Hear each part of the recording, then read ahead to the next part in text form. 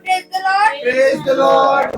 हम सब खुदा की मसीह को धन्यवाद देंगे कि उन्होंने हम सबको इतने अवसर दिए और इतनी अच्छी शिक्षा दी कि हम सब उनकी स्तुति और आराधना करने वाले बन पा रहे हैं और जिनको जमीन पर जिंदा रखा। तो आइए हम सब खुदावन की स्तुति और आराधना वचन में चलने से पहले हम सब प्रार्थना क्यों करते हैं। उसको हम आपको धन्यवाद देते हैं। प्रार्थना करती हूँ जितने लोग भी फेसबुक के माध्यम से आपका वचन सुनते हैं सबके घरों के भी अपना क्षेत्र कुछ भी दुख तकलीफ कमी होने ना पाए। और इस वक्त मैं आपसे भी प्रार्थना करती हूँ कि जितने लोग भी अपना घर छोड़ के आए हैं उनके पीछे उनके घरों की रक्षा करिएगा। और इस वक्त मैं आपसे प्रार्थना करती हूँ कि हम सब ने जितना भी ना जाने में आपके विरुद्ध जो भी पाप किया हो उन सब पापों से हमें क्षमा करिएगा। और जिस पापा इतनी समझ दीजिएगा कि हम पापों को दोबारा करने ना पाए। जिस पापा मैं आपसे प्रार्थना करती हूँ कि जो भी आपका वचन हो आपकी स्तुति और आराधना हो आपके नाम में के अच्छे से होने वाले बन पाए। और जिस पापा मैं आपसे प्रार्थना करती हूँ कि जितने बच्चों ने हाई स्कूल और इंटर का एग्जाम दिया उन सबके वो अच्छे परसेंटेज से पास करवाइएगा। जिस पापा इस प्रार्थना को सुनिए और पीछे आमीन आमीन। Praise the Lord. Praise the Lord. तो आइए हम सब खुदावन की स्तुति और आराधना में चलते हैं। जैसा कि खुदावन यीशु मसीह का वचन हम सब से कहता है कि घोड़े तो युद्ध के लिए तैयार किए जाते हैं परंतु युद्ध में विजय यहोवा की ओर से ही प्राप्त होती है। तो आइए हम सब इसी खुदावन के वचन को लेते हुए खुदावन की स्तुति और आराधना में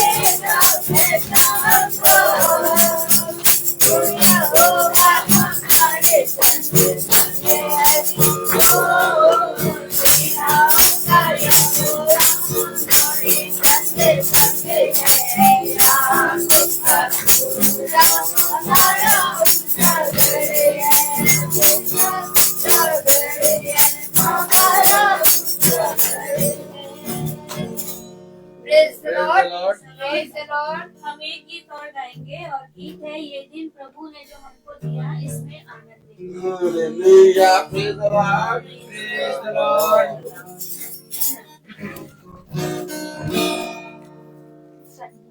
ये प्रभु ने जो हमको दिया इसमें आनंद रहो। ये दिन प्रभु ने जो हमको दिया इसमें आनंद रहो। प्रभु में आनंदित रहो। प्रभु में आनंदित रहो।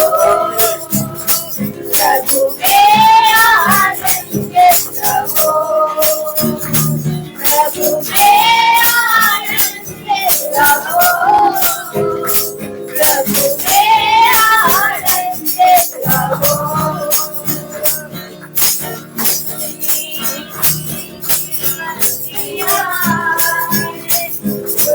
धन्यवाद करो।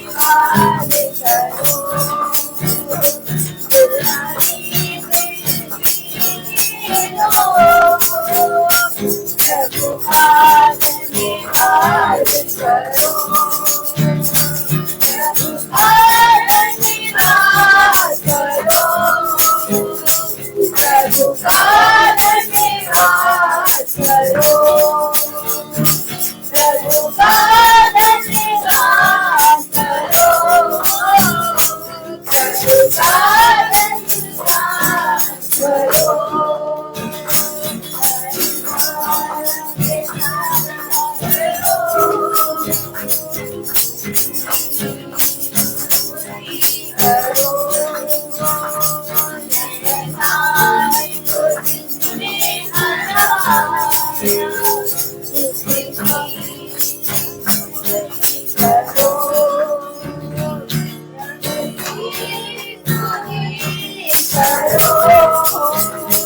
प्रभु की स्तुति करो। प्रभु की स्तुति करो। प्रभु की स्तुति करो। ये दिन प्रभु ने जो हमको दिया इसमें आनंदित रहो। ये दिन प्रभु ने जो हमको दिया इसमें आनंदित रहो। प्रभु में आनंदित रहो। प्रभु का स्तुतिगान करो। प्रभु का जयकार करो। प्रभु का स्तुतिगान करो। Praise Praise the the Lord. Lord. सभी को मेरा प्रेस लॉर्ड। ये समय होगा गवाहियों का। जिसके भी जीवन में कोई भी गवाही है वो गवाही दे सकता है।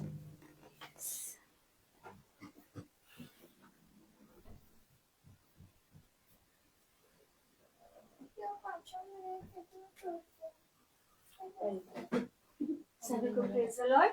Praise the Lord. मैं खुदा का धन्यवाद देती हूँ कि आज मेरे स्कूल में मेरे बच्चों के क्लास के सारे एग्जाम खत्म हो गए। आज लास्ट एग्जाम था और सब कुछ बहुत अच्छे से हुआ। सारे बच्चे आज से फिर अब वो नई क्लास में जाएंगे। Hallelujah. और सच में यही जीवन है कि हम जिन बच्चों को एक साल पूरा पढ़ाते हैं, उन पे मेहनत करते हैं और फिर एक लगाव हो जाता है उन बच्चों से और फिर ये यही समय होता है कि उसके बाद वो नई क्लास में चले जाते हैं और फिर से एक नए बच्चे आते हैं हम लोग के पास और फिर हम उन्हें वैसे ही ट्रीट करते हैं। तो आज मैं अपनी क्लास के बच्चों से पूछ रही थी कि आज तो तुम लोग जाओगे, आज लास्ट एग्जाम है, फिर मैम से मिलने आओगे कि नहीं आओगे? तो सारे बच्चे मैम हम आपसे मिलने आएंगे और प्यार कर रहे थे और कोई कह रहा था मैम आपके लिए चॉकलेट लाएंगे, कोई हलवा लेकर आएंगे। तो मैं देख रही थी कि बच्चों का प्यार एक अपनी टीचर के प्रति कितना होता है और यही सोच के मैं सोच रही थी कि यही प्रेम हमारा अपने दास के लिए होता है कि हमें जब हम मीटिंग में जैसे मन होता है कि जैसे आज नहीं जाएंगे, जब शरीर साथ नहीं देता है, थकावट लगती है, तो यही प्रेम हमें याद आता है कि नहीं, अपने शरीर को मारते कूटते होश में रखते हुए पहुंच जाओ, क्योंकि हमने सच में खुदा से प्रेम किया है।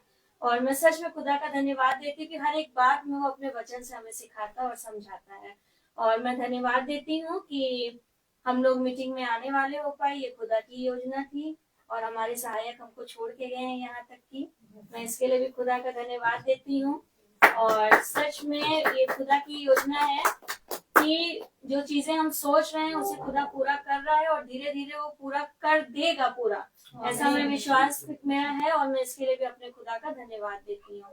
Praise the Lord, praise the Lord. और हमारी क्लास की यूकेजी की एक बच्ची है, उसका नाम स्नेहा है और उसको दिमागी बुखार हो गया है बच्ची को। वो कमांड्स हॉस्पिटल में एडमिट है, उसको फिट्स पड़ रहे हैं बुखार की वजह से। तो मैं अपने छोटे झुंड से दुआ में रखूंगी कि वो उस बच्ची के लिए भी प्रार्थना करे, क्योंकि छोटी बच्ची है वो और उसकी मम्मी भी थोड़ा विश्वास में है। वो चर्च भी है हिंदू, लेकिन चर्च आती है वो हमारे सेंट जॉन वियानी चर्च में, और उनका विश्वास खुदा में है। और उन्होंने भी यही बात बोली कि मैम आप प्रार्थना में रखिएगा हमारी बेटी के लिए, हमको अपने खुदा पे विश्वास है, उसे चंगाई देगा। तो मैं यही जानती हूँ कि मेरा छोटा झुंड जब भी प्रार्थना करता है खुदा से, उसका उत्तर हमें आमीन में देता है। तो उस छोटी बच्ची के लिए भी हम प्रार्थना में रखेंगे कि उसे खुदा जल्दी से जल्दी चंगाई दे। और सच में हम अपने खुदा की इस बात की गवाही और धन्यवाद देने वाले हैं। Praise the Lord. सभी को praise the Lord. Praise the Lord. आज अचानक से मेरी रीढ़ की हड्डी पीछे की जो है थोड़ी सी पता नहीं क्या हो गई और बहुत तेज का दर्द काफी देर से हो रहा था और मैं लेटा हुआ था। मैंने ऐसे झुक रहा हूँ तो भी दर्द हो रहा है, इधर भी चल रहा हूँ और बाबू बार बार गोदी के लिए कह रहा है, घर में कुछ काम है, कुछ सामान उठाना है, तभी बहुत ज्यादा दर्द हो रहा है। मेरी माला आई तो मैंने पहले बोला माला देख लो क्या हो गया है, तो उन्होंने कुछ गर्म सिकाई करके किया, थोड़ा सा आराम मिला, लेकिन उसके बाद फिर से वैसे हो गया।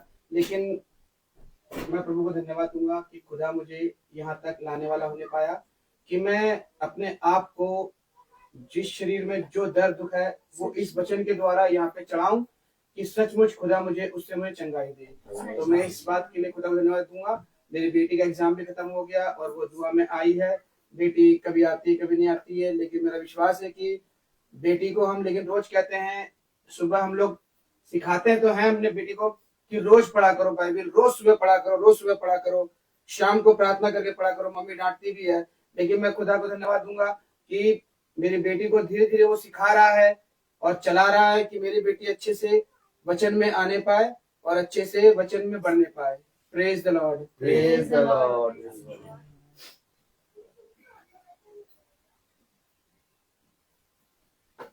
सभी को praise Lord. Praise the Lord. आइए हम सब खुदावन के वचन की ओर चलते हैं, जो खुदावन के दास हम सबके लिए लेकर आए। Praise the Lord. जल्दी से बांधिए और नीचे की डाउन करिए, डाउन करिए और डाउन करिए और प्रेज द लॉर्ड। हालेलुया।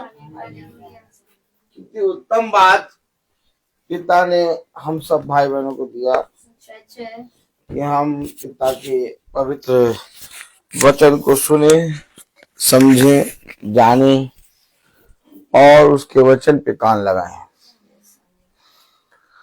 हम देख रहे हैं कि हर प्रतिदिन पिता हमें अपने वचन से चला रहा है और इस पृथ्वी पर बहुत से रोग महामारी आ रही हैं और नए नए रोग उत्पन्न हो रहे हैं। ऐसे ऐसे रोग आ रहे हैं, ऐसी ऐसी तकलीफें आ रही हैं जिसका इलाज डॉक्टर कर रहे हैं, लेकिन उसको कुछ भी फायदा नहीं हो रहा, क्योंकि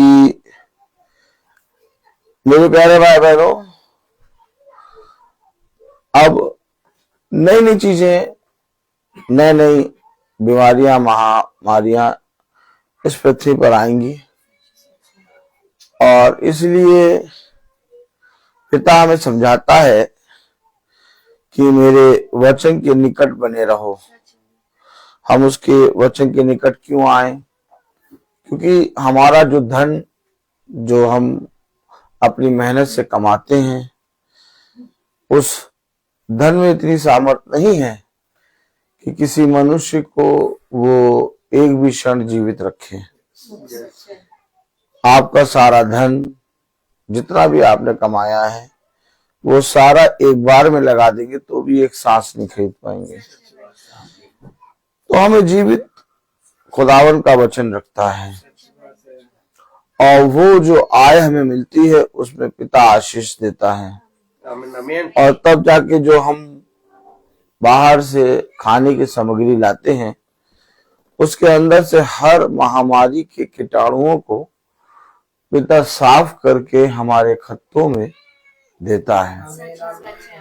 बहनें देखती होंगी कि जब चाय बनाती हैं तो एक छन्नी लगाते हैं और एक छन्नी जब लगाते हैं तो उसमें सारा पत्ती छन जाती है और चाय चाय नीचे आ जाती है। ठीक इसी तरीके से जब बहनें आटा गूंथती हैं तो उससे पहले छन्नी से आटा छानती हैं। ठीक इसी तरीके से एक छन्नी है और वो छन्नी पिता अपने बलवंत दाहिने हाथ से चलाता है और उस छन्नी से पिता तुम्हारे खत्तों में जो खाने पीने का सामान आता है उसमें जो बाहर के महामारी के रोग, जिसे डॉक्टर कहते हैं कि बाहर से फल खरीद के तुरंत नहीं खाना चाहिए क्योंकि माइक्रोवेव से देखेंगे, माइक्रोस्कोप से देखेंगे आप तो बहुत बड़े बड़े कीटाणु दिखेंगे, है ना। तो उन कीटाणुओं को, उन सारी जीवाणुओं को पिता अपने अभिषिक्तों के घर में जब वो खाने की भोजन की सामग्री आती है तो उसको छान कर आपके खत्तों में भर देता है। क्योंकि कलाम बताता है, वचन बताता है कि मैं तेरे खत्तों को मैं आशीषित करूंगा, मैं तेरे खत्तों को आशीषित करूंगा।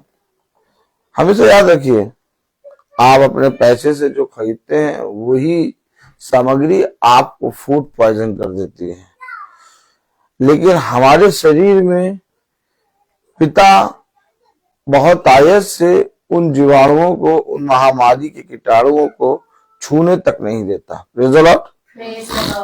जितनी भी तकलीफ, जितनी भी रोग को लेके हम अब प्रभु के वचन में आते हैं, प्रभु उस तकलीफ को, उस रोग को वचन खत्म होने से पहले ठीक कर देता है, ऐसा हमारा विश्वास है।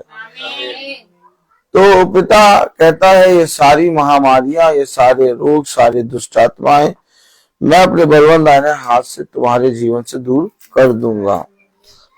तो मेरे प्यारे भाई बहनों, हम सब इकट्ठा हैं और जिस बच्चे के विषय में बहन सुच्ची ने बताया कि वो यूकेजी का बच्चा है और उसे दिमागी बुखार हो गया है और वो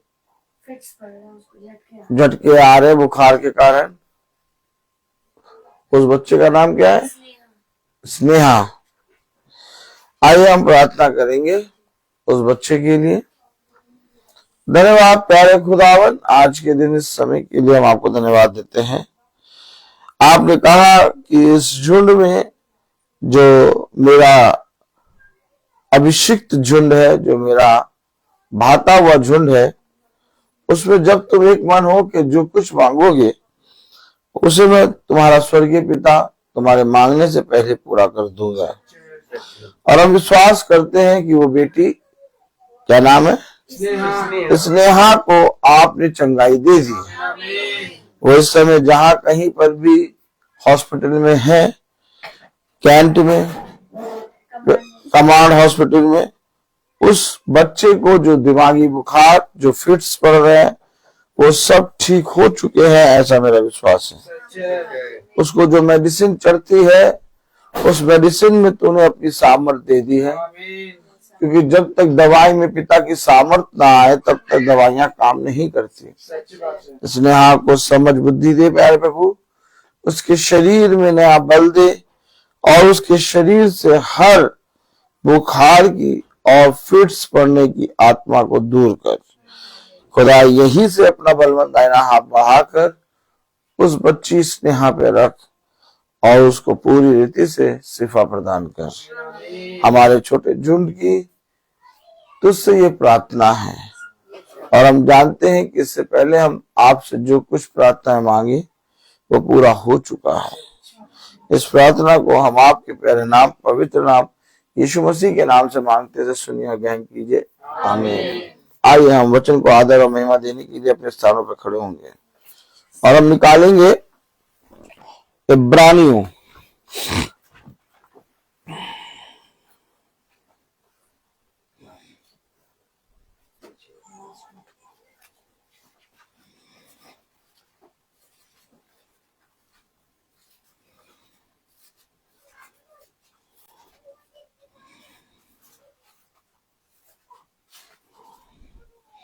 इब्रानियों 13:13 इब्रानियों 13:13 इब्रानियों 13:13 क्या 13 क्या लिखा है?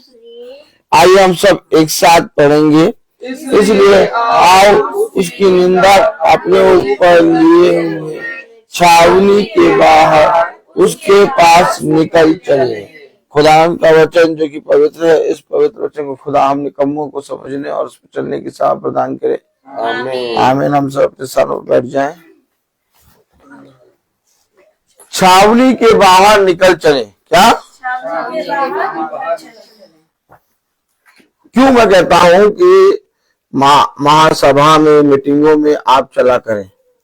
क्यों मैं कहता हूं कि वचन में चलना यानी कि आपके जीवन का उद्धार। क्योंकि वचन में लिखा है छावनी के बाहर निकल चले, उसकी निंदा को अपने ऊपर लिए हुए। हमेशा याद रखें, जब हम अपने घरों से बाहर निकलते हैं और पिता के पवित्र वचन में चलने के लिए अपने शरीर को भाता हुआ पिता के वचन के सम्मुख लाते हैं, तो पिता हमारे शरीरों को बहुत तायत से शिफा प्रदान करता है और हमें अपने वचन के द्वारा पवित्र करता है।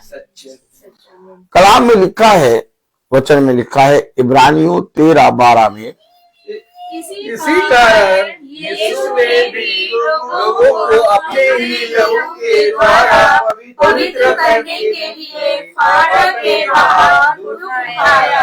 फाटक के बाहर दुख उठाया, लोगों को पवित्र करने के लिए फाटक के बाहर दुख उठाया। अब वो चाहता तो स्वर्ग के राज्य के फाटक के भीतर रहता, लेकिन वो स्वर्ग का राज्य छोड़कर इस पृथ्वी पर आ गया। और जब वो जन्म लिया तो एक ऐसे स्थान पर लिया जहां पर कुछ भी सुविधा नहीं थी। फाटक के बाहर, छावनी के बाहर, फाटक के बाहर, छावनी के बाहर। याद रखें मेरे प्यारे भाई बहनों, जैसे यीशु मसीह घर घर गया, जैसे यीशु मसीह नगर नगर गया, जैसे यीशु मसीह स्वर्ग का राज्य छोड़कर पृथ्वी पर आ गया ताकि हम पवित्र किए जाएं। कलाम में लिखा है, वचन में लिखा है 12वीं आयत में, इसी कारण यीशु ने भी लोगों को अपने ही लहू के द्वारा पवित्र करने के लिए फाटक के बाहर दुख उठाया। अपने लहू से लोगों को पवित्र करने के लिए फाटक के बाहर दुख उठाया। और अगर बहुत ध्यान से देखें तो जो अपवित्र हो गए, जो अशुद्ध हो गए, जो पूरी रीति से वचन से गिर पड़े, जो पूरी रीति से पाप में चले गए, उन्होंने अपने आप को पवित्र करने के लिए छावनी से बाहर जाना उचित ना समझा।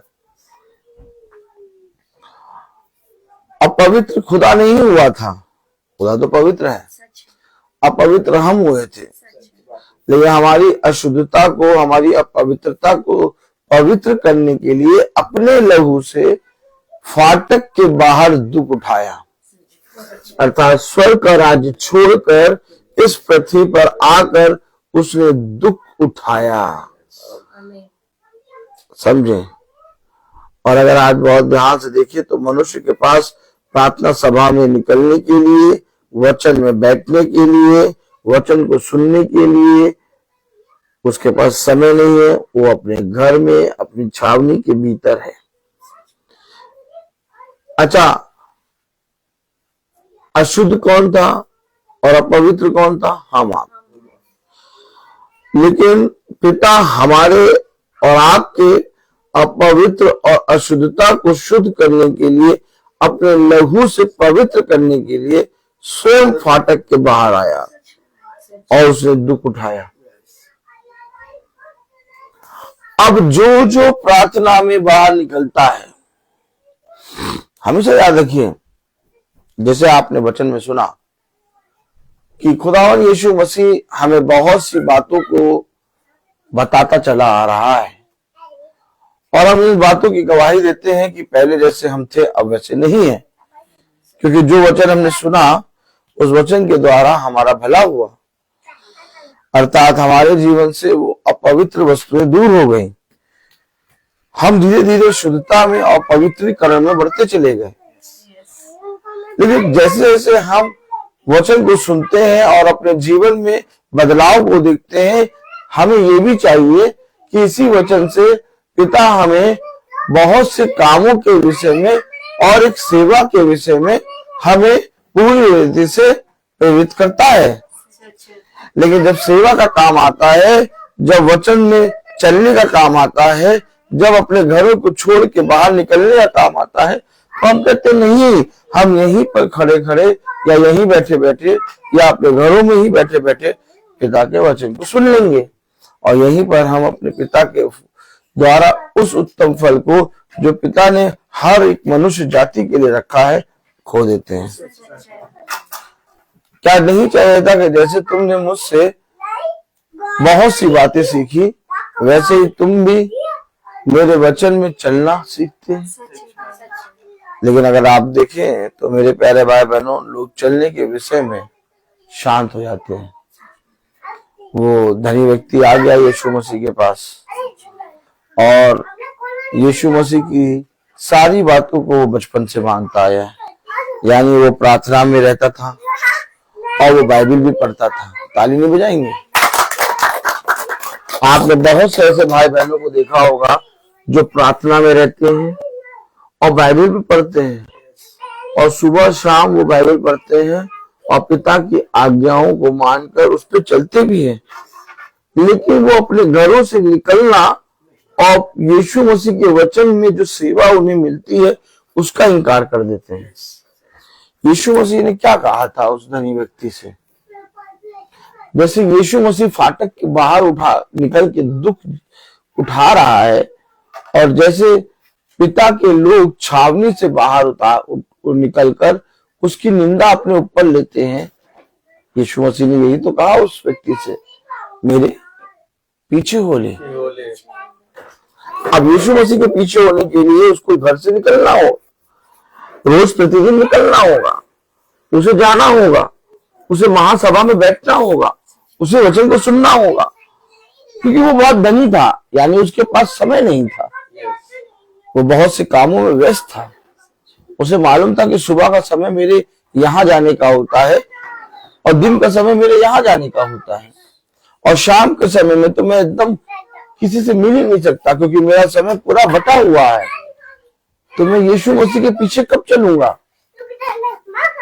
आपको मालूम है, धनी होने का मतलब तुम्हारे पास समय नहीं है यीशु मसीह के वचन के पीछे चलने का, तुम्हारे पास समय नहीं है वचन में बैठने का, तुम्हारे पास समय नहीं है यीशु मसीह के वचन को सुनने का। कलाम में लिखा इब्रानियों 13 और उसका 12वां अध्याय आयत, इसी कारण यीशु ने भी लोगों को अपने ही लहू के द्वारा पवित्र करने के लिए फाटक के बाहर उठाया। पवित्र करने के लिए अपने लहू से फाटक के बाहर दुख उठाया। यीशु स्वयं उस स्वर्ग के राज्य के द्वार को खोल के स्वयं इस पृथ्वी पर आ गया। फिर आगे लिखा है, सो आओ इसीलिए आओ उसकी निंदा अपने ऊपर लिए हुए। उसकी निंदा, धन्य वो मनुष्य जो यीशु मसीह के दुख उठाने में सहभागी बनते हैं। आमीन। क्या धन्य है वो मनुष्य जब यीशु मसीह क्रूस ढो रहा था तो उसको क्रूस उठाने का मौका मिला। सच्ची बात है। कितनी उत्तम बात है ये कि जब यीशु मसीह दुख उठा रहा है तो उसके दुख में वो सहभागी होने के लिए नियुक्त किया गया। उसकी निंदा, वो दुख जो उसने हमारे और आपके पापों के लिए अपने लहू के द्वारा उठाया और हमें शुद्ध किया। कितनी अच्छी बात 13वीं आयत में लिखी है, इसलिए आओ उसकी निंदा अपने ऊपर लिए हुए। छावनी के बाहर उसके पास निकल चले। छावनी के बाहर बाहर उसके पास निकल चले। उसके पास निकल चले। निकलने का समय है किसी के पास? मैं क्यों कहता हूं आपसे कि कभी अपने माइंड में सोचोगे ना कि आज नहीं जाएंगे, हमें निकलना है। उसकी निंदा को अपने ऊपर लिए हुए छावनी के बाहर निकल चलो। और छावनी के बाहर क्यों निकले भैया? इसी छावनी में तो हमारा घर है। ए भैया, हमारा घर तो भैया यहीं पर है। जब हमारा घर यहाँ पर है तो हम अपने घर से सुन लेंगे, हम क्यों निकले हैं? मालूम है, जो निकलते हैं उनके विषय में वचन में एक बात लिखी है और वो बात लिखी है 13वीं आयत में, इसलिए आओ उसकी निंदा अपने ऊपर लिए हुए। छावनी के बाहर उसके पास निकल चले। आगे, क्योंकि यहाँ हमारा कोई स्थायी नगर नहीं। बस अगर आप इस घर को अपना स्थायी नगर समझते हैं तो आप कभी भी यीशु मसीह के पीछे नहीं चलेंगे। यीशु मसीह के पीछे वो चलेगा जो कहता है यहाँ पर मेरा कोई स्थायी घर नहीं।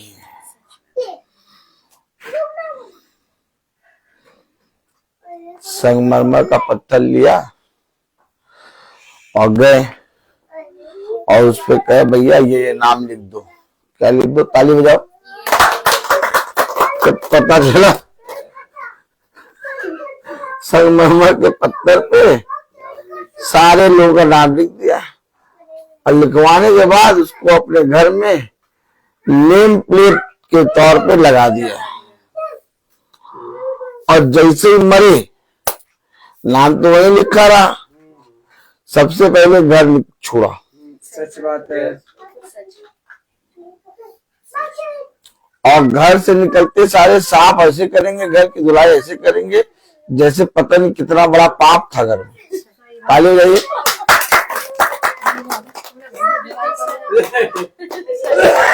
देखिए मालूम है, और घर के बाहर नाम लिखा हुआ है और नाम लिखा है, लेकिन वो नाम लिखे रहे दो, लेकिन सबसे पहले पिता वही घर को छुड़वाता है जिसके कारण तुमने मेरे वचन का इनकार किया।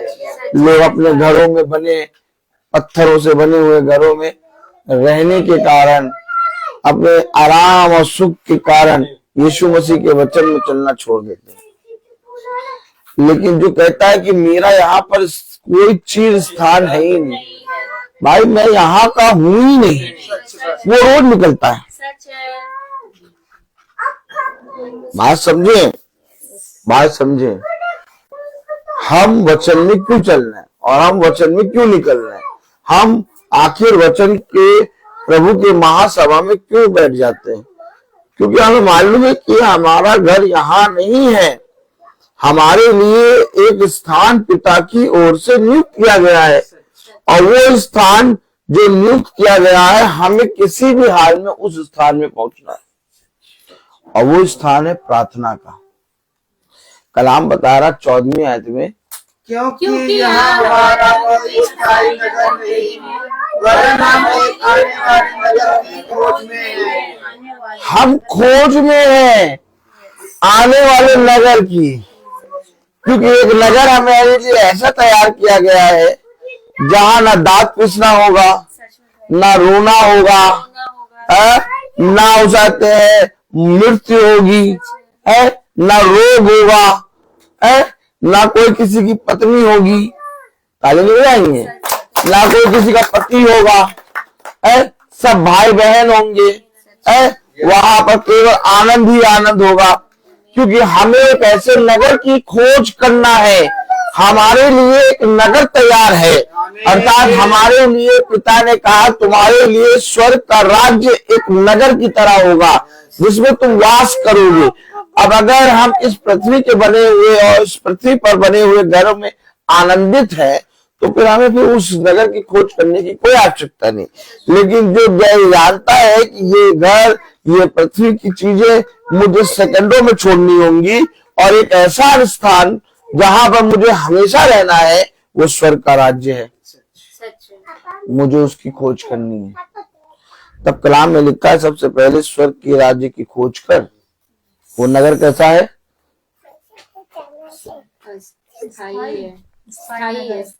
स्थायी नगर, यानी कि उससे कोई निकाल नहीं सकता, यानी कि वहां से कोई आपका कमाया हुआ छीन नहीं सकता, यानी कि वहां पर कोई आपको पर उंगली नहीं उठा सकता।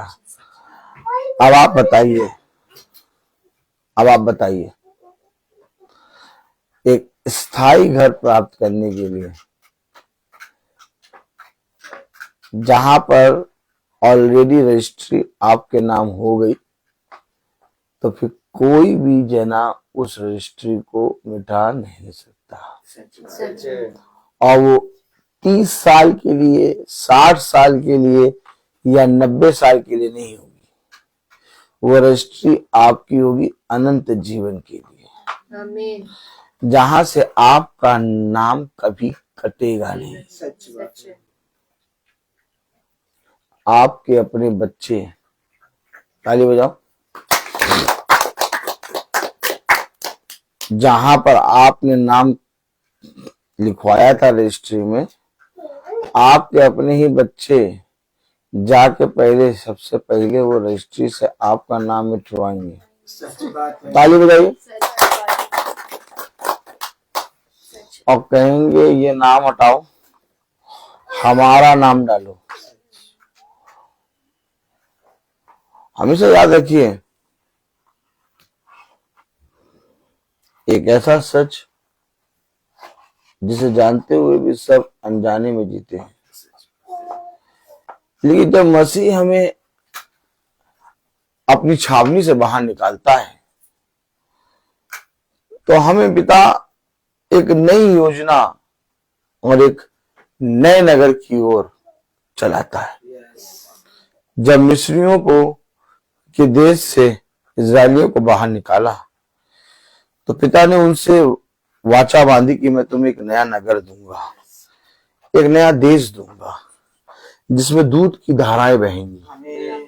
ठीक इसी तरीके से मेरे और आपके लिए आज भी पिता ने एक नया नगर रखा है, लेकिन वो नया नगर हमें तब मिलेगा जब हम इस समय अपने पिता के कहे गए वचन के अनुसार उसके महासभा में चलना बैठना यत्न करेंगे।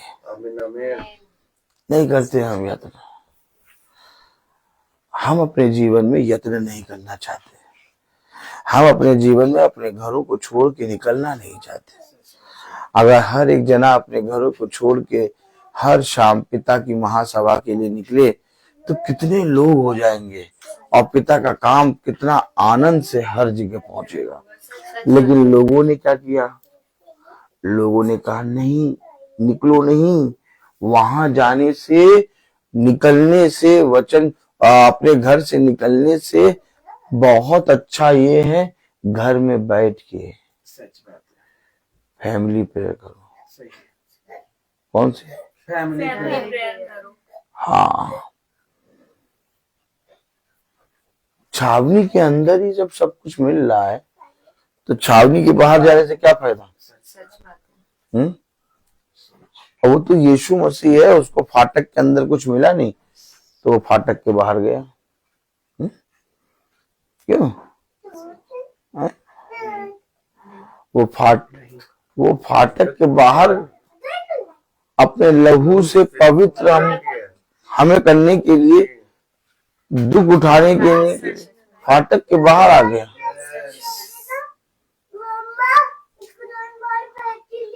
समझिए, आप वचन को समझिए, क्योंकि वचन को समझेंगे तो आप बुद्धिमान बच्चे बनेंगे। अब बुद्धिमान बच्चे बनने के लिए आपको छावनी से बाहर निकलना ही होगा और उसकी निंदा को अपने ऊपर लिए हुए आपको अपने जीवन में छावनी से बाहर निकलकर आना पड़ेगा।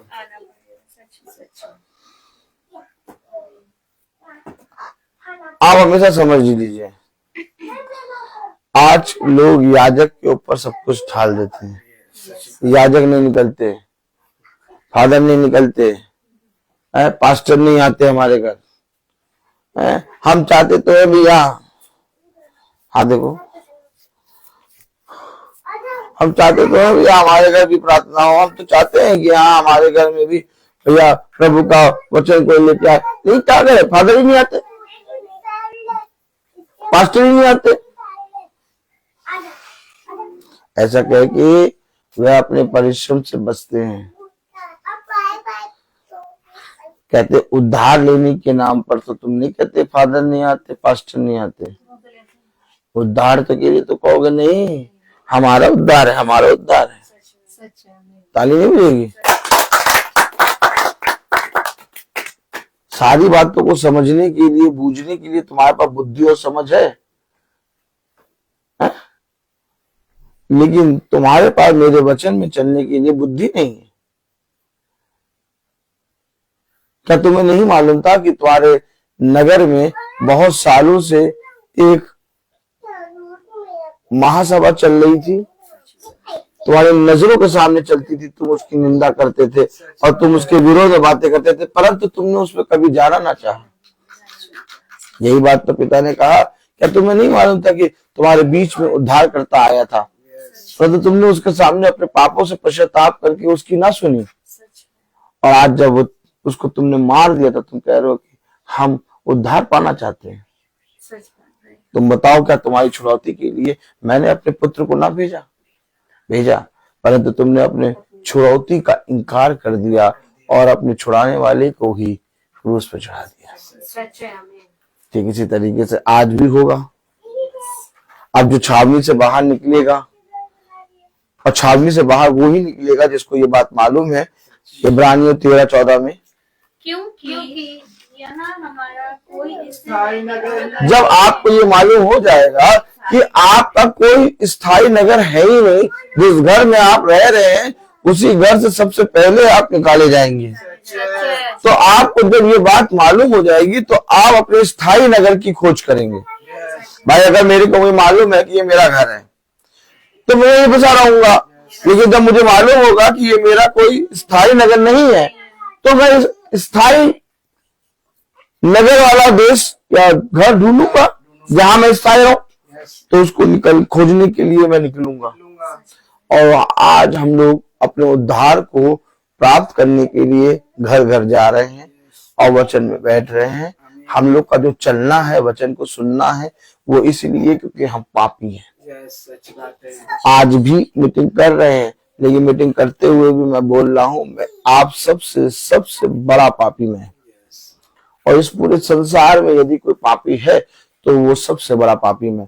क्यों भाई ऐसा क्यों बोल रहे? क्योंकि मैं जानता हूं कि मुझे सबसे ज्यादा उद्धार की आवश्यकता है और मुझे एक स्थायी नगर, एक स्थायी घर चाहिए। अब आप बताइए, ये बताओ क्यों जाते हो रोज मीटिंग में? रोज रोज मीटिंग में क्यों जा रहे हो? ये रोज मीटिंग में क्यों जा रहे हो? अरे कभी चले गए हफ्ते में एक दिन, महीने में 4-5 बार चले गए, चलो मान लिया। ये रोज मीटिंग में क्यों जा रहे हो? तुमको तो पता नहीं कोई गुट्टी पिला दिए लग रहा है। इतना तो हम भी अगर कहें तो भी हमारी बात को नहीं सुनोगे, जितना वो मीटिंग में जाने के लिए तैयार होकर निकल पड़ते हो। क्यों, ऐसा क्यों?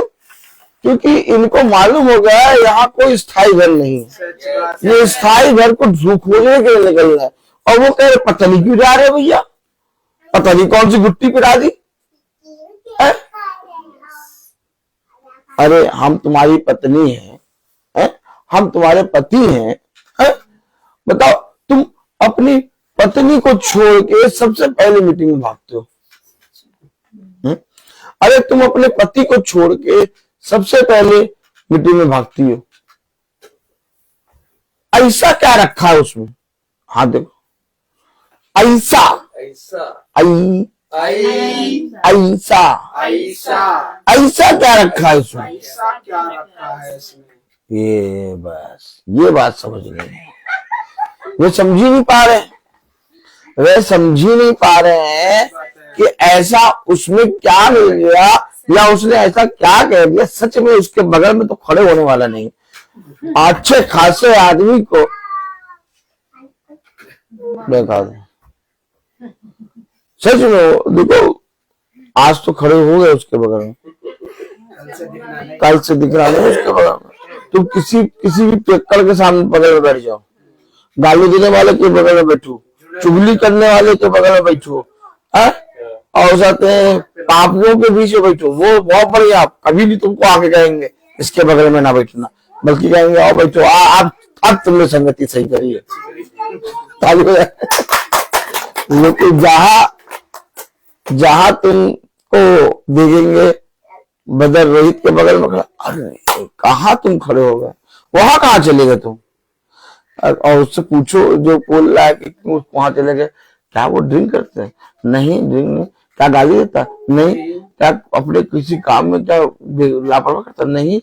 उससे परफेक्ट तो कोई आदमी नहीं, लेकिन तब भी वहां नहीं खड़े, अपने जैसा बना दे। अरे तो इससे अच्छी क्या बात है? पिए ना है, गाली ना दे है, बुराई ना करें है, और सबसे पवित्र बनते थे। तो तुम क्या चाहते हो? वो रियल में मैं आपको बता रहा हूं, देखिए, मैं आज तक किसी को क्यों नहीं कहता कि भैया मीटिंग में चलो, क्योंकि जिस दिन तुम्हें ये मालूम हो जाएगा कि तुम्हारा चिर स्थायी घर यहाँ है ही नहीं, तो तुम अपने स्थायी घर को खोजने निकलोगे। और जिस दिन तुम स्थायी घर को खोजने निकलोगे, प्रतिदिन उसकी खोज करोगे। और अगर जो प्रतिदिन खोज करता रहा और रोज इस घर से निकलना है, तो एक दिन वो अपने स्थायी घर में पहुंच जाएगा। कलाम में लिखा है इब्रानियों 13:14 में, इसीलिए आओ उसकी निंदा अपने ऊपर लिए क्योंकि यहाँ हमारा कोई स्थायी नगर नहीं, वरन हम एक आने वाले नगर की खोज में हैं। आने वाले नगर की खोज, आने वाले नगर की खोज। अभी तो धुंधला नजर आ रहा है, क्या परंतु थोड़े ही समय में हमें आमने सामने नजर आएगा। मैं निशाने की ओर दौड़ा जा रहा हूँ, मुझे नहीं मालूम कि मैं पहुंचूंगा कि नहीं, लेकिन हाँ मुझे मालूम है कि जो परिश्रम मैं कर रहा हूँ वो कभी व्यर्थ ना हो। आमीन। थोड़ा बार वचन को समझें, हर एक बात में अपनी समझ ना लगाएं। अपने जीवन में जिस खुदा को आपने अपना आधार माना है, उस खुदा को अपने जीवन में काम करने दें। पहले वचन पढ़ते नहीं थे, फिर वचन सुनने लगे, फिर वचन पढ़ने लगे, फिर प्रार्थना में कान लगाने लगे। अब पिता हमें चलने वाला मन दे रहा है। आमीन आमीन। तो ये पिता हमें चला क्यों रहा है? आखिर क्यों पिता हमें चलने वाला मन दे रहा है और क्यों यीशु मसीह हमें चला रहा है? क्योंकि तुम्हें पिता स्थायी नगर में और उस आने वाले नगर में बसाना चाहता है। उस आने वाले नगर में बसने के लिए ये अवश्य है तुम्हें इस नगर में से निकलना होगा। और इस नगर में बसे वह रहेंगे जो मिस्री होंगे, जिनका मन मिस्र की चीजों में लगा होगा। लेकिन मिस्र की गुलामी से निकलेंगे वो जो यीशु मसीह के वचन में खोजी होंगे। अपना चलने को, अपने प्रतिदिन के महासभा में बैठने को तुच्छ न जानो, क्योंकि ये एक बहुत बड़ा प्रतिफल है जो बहुत कम को मिलता है। बहुतों ने सोचा, बहुतों ने कोशिश करी, लाओ हम पिता के प्रकाशन को, पिता के पवित्र वचन को जाने, उन भेद की बातों को जाने जिन्हें इस पृथ्वी पर किसी ने न जाना, परंतु वे जान ना सके, क्योंकि पिता ने उन सब लोगों से अपनी गुप्त बातों को छुपा लिया। परंतु निकम्मों को, मूर्खों पर अपने वचन को प्रकट कर दिया। क्यों प्रकट किया? क्योंकि वे चलने के लिए तैयार थे, क्योंकि वे कहते थे पिता हमें अपने पीछे चलने से ना रोक, क्योंकि जो बातें हमने आपके जीवन से देखी हैं वो हमने इस पृथ्वी पर कहीं नहीं देखी। पिता हम जानते हैं कि यदि हम आपके पीछे चलना छोड़ देंगे तो हम इस पृथ्वी की चीजों में दफन हो जाएंगे। हमें मालूम है कि जीवन आपके पास है, हमें मालूम है कि अनंत जीवन आपके पास है। अर्थात पतरस ने कह ही दिया कि हम जानते हैं कि हम तुझे छोड़ के कहाँ जाएं, क्योंकि जीवन की बातें तो तेरे पास है। इसलिए अवश्य है कि हम उस जीवन की बातों के पीछे चलें, और वो नया नगर कुछ और नहीं बल्कि यरूशलेम है।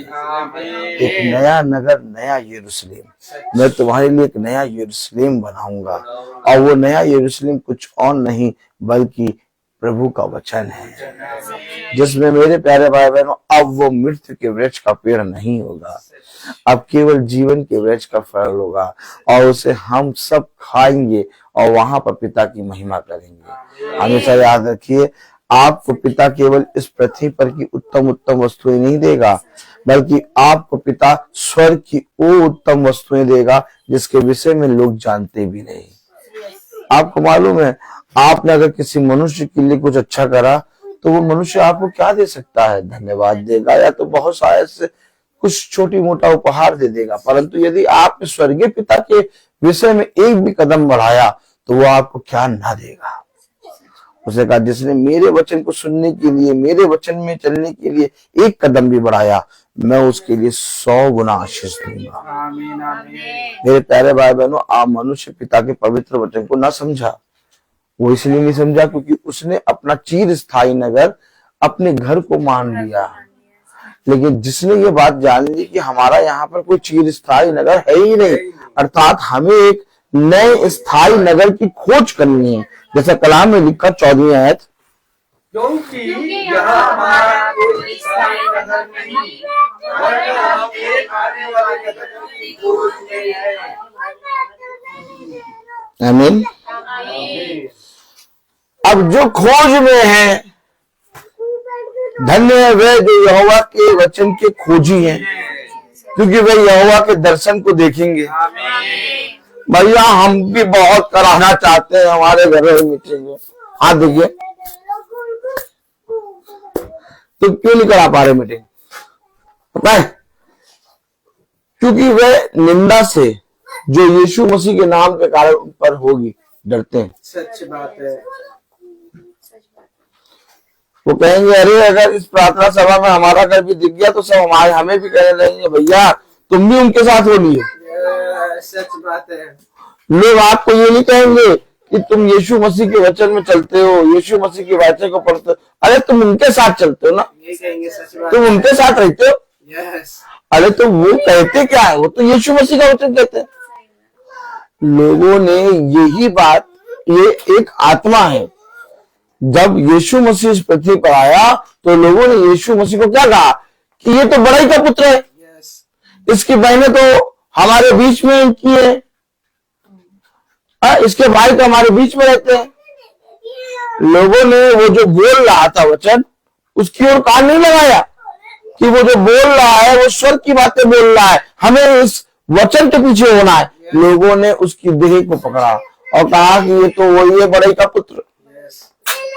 याद रखिए, ठीक इसी तरह से जैसे उस समय लोगों ने यीशु मसीह को देखकर वचन को ना जाना और अपने छुटकारे को अपने हाथों से ही मार दिया, ठीक वैसे ही आज भी जो कोई पिता के वचन को सेत में बताएगा, उसको वचन से नहीं जानेंगे बल्कि उसको कहेंगे ये तो वो है, तो वो है ब्रदर रोहित है। हेलो, तो क्या रोहित अपनी हिस्ट्री की बुक पढ़ाते हैं का? नहीं, कोई रोहित ने अपने नाम से ज्योग्राफी की बुक छपवाई है क्या? तो आपके हाथों में कौन सा बुक है? हिस्ट्री, वचन की बुक पढ़ा रहे हैं ना, वचन बाइबल ना। तो ये बाइबल उनके पास नहीं है, तो वो बाइबल अपने आप को मानना ही नहीं चाहते उस वचन से। वो कहते हैं वो अपनी बातें, क्योंकि मेरे प्यारे भाई बहनों, वे जानते हैं कि जिस समय हमने उसको बुलाया हमारी निंदा हो जाएगी। सच बात है। नगर का एक एक जना जानता है कि कौन कौन यीशु मसीह के पीछे चलता है। ठीक इसी तरीके से आज नगरों में, बहुत से नगरों में ये चर्चा है कि ब्रदर रोहित जो प्रचार करते हैं उसके साथ साथ कौन कौन चलता है। हमेशा याद रखिए, हमेशा याद रखिए। आप सोचते हैं कि आपको कोई नहीं देख रहा, आप सोचते हैं आपको कोई नहीं जान रहा। जब आप इस चीर स्थायी नगर को छोड़ के आप स्थायी नगर की खोज में निकलते हैं तो पूरा नगर आप पर दृष्टि करता है, ये कहा जा रहा है। सच बात है। मालूम है आपको, क्योंकि पूरे नगर के पास स्थायी नगर नहीं है। उनके पास डोलने डालने वाला मन, अविश्वास से भरा मन है। लेकिन जब आपके अंदर विश्वास की आत्मा आती है तो उस विश्वास की आत्मा में जब आप स्थायी नगर को खोजने के लिए निकलते हैं तो वह पीछे पूरे नगर के लोगों की दृष्टि आपके ऊपर रहती है कि ये कहाँ जा रहे हैं। आपको मालूम है कलाम में क्या लिखा? 14वीं आयत पढ़िए। क्योंकि यहाँ हमारा कोई स्थायी नगर नहीं, वरन हम एक आने वाले नगर की खोज में हैं। हम एक आने वाले नगर की खोज में हैं, और जिस नगर की खोज में है हमें वहां कैसे जाना है?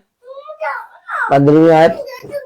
इसलिए हम उसके द्वारा स्तुति रूपी बलिदान अर्थात उन होठों का फल जो उसके नाम का अंगीकार करते हैं खुदा को सर्वदा चढ़ाया करे। जो उन होठों का फल जो उसका अंगीकार करते हैं, वो गीत जो उसकी स्तुति और महिमा गाते हैं, ये बलिदान चढ़ाना है।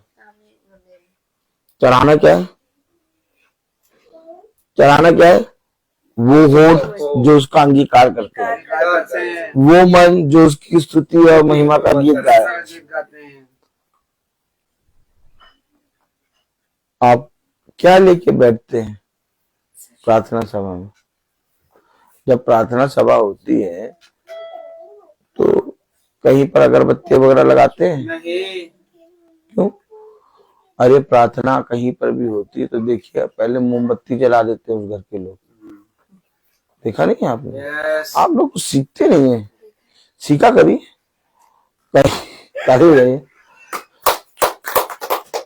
अब उनके पास स्तुति और महिमा करने वाला मन नहीं रहता। उनके पास पिता यीशु मसीह का अंगीकार करने वाले होठ नहीं है, तो वो क्या करते हैं? माजा अगरबत्ती, मोमबत्ती, हाँ, और उस आते हैं वेदी के पास, यानी कि जहाँ बाइबल रखी है वहां पर वो कैंडल जला देते हैं, और कैंडल जला के और अगरबत्ती जला के कहते हैं आज हमारे यहाँ प्रार्थना है। लेकिन जो व्यक्ति 15वीं आयत पढ़े, इसीलिए हम उसके द्वारा स्तुति रूपी बलिदान और उन होठों का फल जो उसके नाम का अंगीकार करते हैं खुदा को सर्वदा चढ़ाया करें। हम चढ़ाने के लिए लायक तो हैं, वचन से पढ़ पढ़ के उसके नाम का अंगीकार कर रहे हैं, उसके वचन को बार बार पढ़ के उसकी स्तुति महिमा कर रहे हैं, ये फल है। हम माजा अगरबत्ती और कैंडल में ही चलते हैं। सच बात है भाई। आप अगर देखिए लोग अगर आज पूछते हैं प्रार्थना कराने के लिए अपने घर को खोलते तो देखिए पहले सबसे पहले कैंडल लगा देते हैं।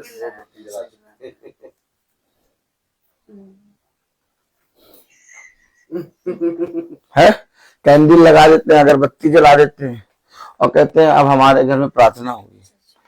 लेकिन जो अपने शरीरों को लाते हैं भाते हुए, ऑटोमेटिक हम चढ़ावे पे अपने आप को लाए। इसीलिए यहाँ कोई कैंडल, यहाँ कोई अगरबत्ती, यहाँ कोई माजा अगरबत्ती नहीं है। यहाँ पर वो होठ है जो पिता के नाम का अंगीकार करते हैं।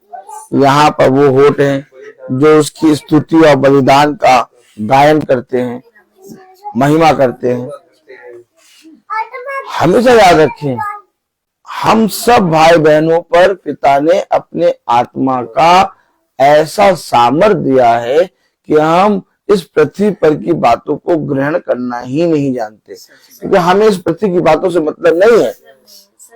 हमें एक चीज मालूम है कि हम चढ़ावे पर, हम चाहते हैं प्रार्थना में अपने आप को, अपने शरीरों को भाता हुआ लेके आते हैं। और जब आप अपने खुदा की वेदी पर जो भेंट रखते हैं, खुदा उस भेंट को क्या करता है, छू के पवित्र करता है। तो जब आप अपने शरीरों को बारते कूटते लाते हैं, वचन में बैठते हैं, तो खुदा जब उस शरीर को छूता है तो आपके अंदर से रूप चाहे हो जाता है। इसलिए जब हम लोग कहते हैं कि हम बहुत सर दर्द हो रहा था, लेकिन जब प्रार्थना में बैठे तो हमारा सर, क्यों? क्योंकि हमने अपने आप को चढ़ा दिया। अब आप समझ में आ रहा है कि नहीं समझ में आ रहा है? कितना बुद्धिमान मनुष्य है जो अपने होठों से पिता के नाम का अंगीकार करे। कितना बुद्धिमान मनुष्य है जो अपने होठों से पिता की स्तुति और महिमा के गीत गाए और यही बलिदान चढ़ाया करे। क्योंकि पिता ऐसे ही बलिदानों से क्या होता है, तो हम सब के लिए क्या चीज आवश्यक है? हम सब के लिए आवश्यक है कि हम अपने जीवन में एक स्थायी नगर की ओर खोजने के लिए प्रतिदिन निकले। और जो जना छावनी से बाहर निकल के स्थायी नगर की ओर खोजेगा, उसे पिता एक दिन जरूर से जरूर नगर में घर देगा। और वो घर इतना बड़ा होगा, वो घर इतना बड़ा होगा कि जिसकी तुलना हम किसी चीज से कर नहीं सकते। मैं बोलता हर चीज का एक। तो आइए हम प्रार्थना में चलेंगे और मेरा निवेदन है भाई सचिन से कि वो प्रार्थना में अगुवाई करें। Praise the Lord, hallelujah. आइए हम प्रार्थना में जाएंगे। धन्यवाद धन्यवाद धन्यवाद प्यारे प्रभु यीशु, हम आपका बड़ा धन्यवाद करते हैं आज के पवित्र दिन के लिए, पवित्र समय के लिए, पवित्र वचन के लिए और आपके पवित्र दास के लिए और इस पवित्र घर के लिए खुदावन यीशु जो आज आपने हमें दिया।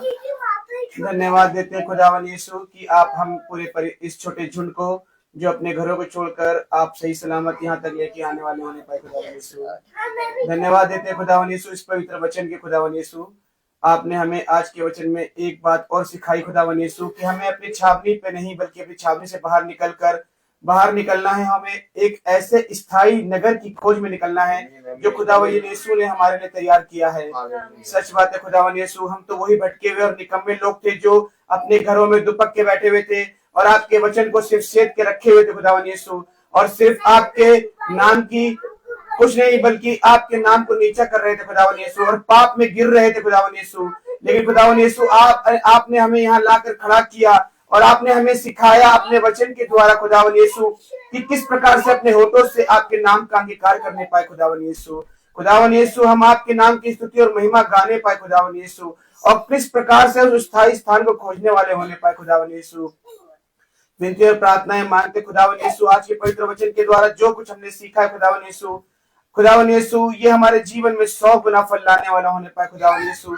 इस वचन के द्वारा हम अपने जीवन में नहीं, हम अपने परिवार के लोगों को भी ये सिखाने पाए कि हमें इस छावनी से बाहर निकलकर आपका अंगीकार करना है खुदावन यीशु, और उस स्थायी रूप जो नगर आपने हमें दिया खुदावन यीशु उसकी खोज में हमें निकलकर आपके वचन में आगे बढ़ना है खुदावन यीशु। विनती और प्रार्थनाएं मांगते खुदावन यीशु उस छोटी बच्ची के लिए खुदावन यीशु जिसे आपने अपने हाथों से ठीक कर दिया इस पवित्र वचन के द्वारा खुदावन यीशु। विनती और प्रार्थनाएं मांगते खुदावन यीशु उनके माता पिता के लिए, उसके घराने के लिए खुदावन यीशु उन सबको आपने वो आशीष दी है, उनके घराने को खुदावन आपने आशीष दी है कि वह बच्ची बहुत जल्दी ठीक होकर उनके घराने में आने वाली होने पर खुदावन यीशु। विनती और प्रार्थनाएं मांगते खुदावन यीशु इस छोटे झुंड के एक जन के लिए खुदावन यीशु जो अपने परिवार के लिए अपनी इच्छाओं को लेकर इस यहाँ पर खुदावन यीशु और वो अपने परिवार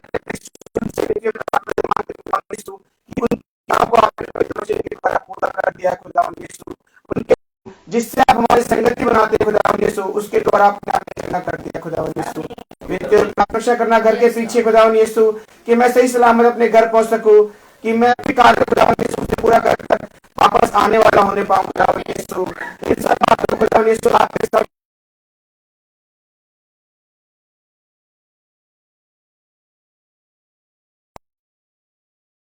पवित्र जैसे स्वर्ग में वैसे पृथ्वी पर भी पूरी हो। हमारा प्रतिदिन का आहार हमें दे और हमारे अपराध में क्षमा कर जैसे हम भी अपने अपराधों